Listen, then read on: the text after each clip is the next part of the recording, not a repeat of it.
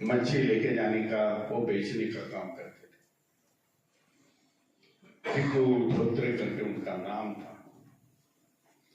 Rukmini by उनकी माता जी का नाम था। वो हाउसवाइफ थी और दोनों भी बहुत अर्ली एज में गुजर गए। उस समय रमाई का जो उम्र होगी कुछ 7-8 साल की उम्र थी उनकी। और फिर बम्बई में शिफ्ट हो गए। बाबा साहब के साथ शादी हुई तब 9 साल की थी। बाबा साहब मैट्रिक हुए थे। उम्र में 15 साल के बाबा साहब थे तभी इन लोग की शादी हुई थी। गरीबी तो एक थी, आर्थिक स्थिति तो बहुत खराब थी। शादी भी हुई, वो भी मच्छी मार्केट में मुंबई के।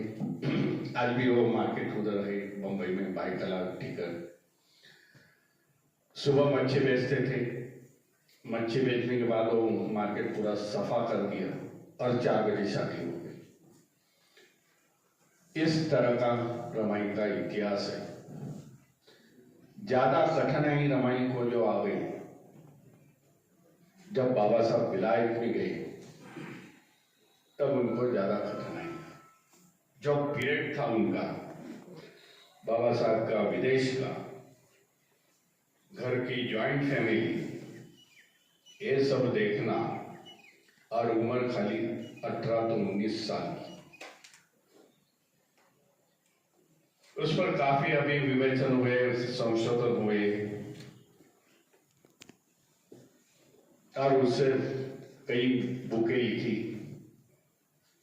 हमारे पिताजी यशवंतराव अम्बेडकर,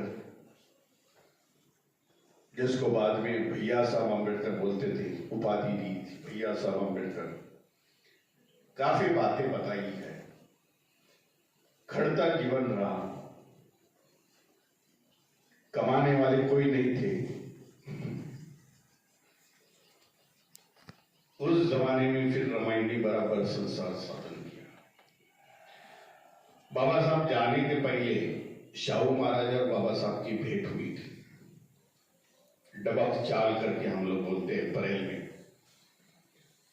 उसमें बाबा साहब आए थे, शाहू महाराज जी आए थे बाबा साहब को मिलने के लिए। उसके पहले मानगांव परिषद हुई थी। मानगांव परिषद में एक बड़ा लैंडमार्क है बाबा साहब का जीवनी का। उस समय बाबा साहब ने कोल्हापुर में मानगांव एक नाम का गांव, उस समय महाराज शाहू महाराज जी ने बाबा साहब को समाज को बताया कि आज तुम्हारे को खरा नेता मिल गया। तब बाबा साहब लंदन से डिग्री लेके आए थे और खरा नेता मिल गया, यही लड़का भीमराव आगे जाके समाज का नेतृत्व करेगा, आगे जाके देश का नेतृत्व करेगा। जो वाणी उस समय 1920 में कही थी, वो बाद में RCS में आ गई। फिर से बाबा साहब विलायत में निकले। शाहू महाराज को संदेशा मिल गया कि बाबा साहब फिर से चल रहे हैं विलायत में, अमेरिका में आखिरी डिग्री लेने के लिए। तब शाहू महाराज और बाबा साहब की भेंट बम्बई में हो गई। तब शाहू महाराज ने बाबा साहब को बोला कि 2 साल के लिए जा रहे हैं, अपने फैमिली की व्यवस्था क्या है? बाबा साहब बोले कुछ नहीं, कुछ पैसे मेरे को मिले हैं, वकीली करके वो रखा हूं मैं। इस तरीके से बाबा साहब और शाहू महाराज की रिलेशन थी। तब शाहू महाराज ने एक प्रपोजल रमाईबाई के पास रखा, इधर रहने से हमारे कोल्हापुर में जाओ, क्योंकि शाहू महाराज वहां के राजा थे। बोले इधर तुम्हारी व्यवस्था नहीं होगी, तुम कोल्हापुर पर आ जाओ, मैं सारी व्यवस्था करता हूं, मैं आपको बहन मानता हूं। लेकिन रमाई बहुत स्वाभिमानी थी, उन्होंने सब ये टर्न डाउन किया, नहीं नहीं हमारे पास बहुत पैसे हैं, हम लोग गुजारा कर सकते हैं। तो भाई शाहू महाराज बोले इतनी बड़ी फैमिली है 10 लोगों की, तो भी रमाई मानी नहीं और 100 भी मानी थी।